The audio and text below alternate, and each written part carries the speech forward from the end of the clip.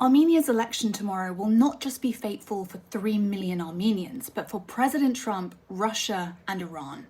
Armenia is a small, landlocked, craggy crossroads of the Caucasus, and it's being asked a question in this election that will echo far beyond its borders. Whose orbit do you belong to? Armenia was once one of Russia's closest post-Soviet allies, but things have changed.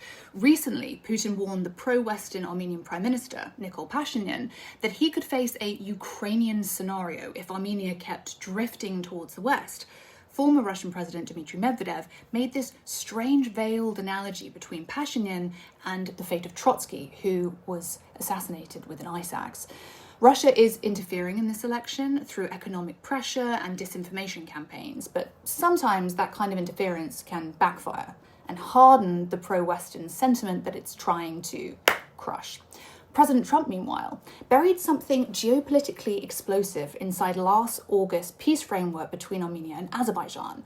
TRIP, the Trump Route for International Peace and Prosperity, a 43-kilometer route through southern Armenia, meant to open trade from the Caspian towards Turkey and Europe, while bypassing Russia and Iran.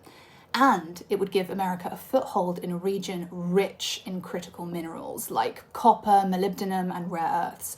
For Armenia, this route is a gamble, but it would help them keep sovereignty over it, bring in American backing, and leverage themselves as a transit state.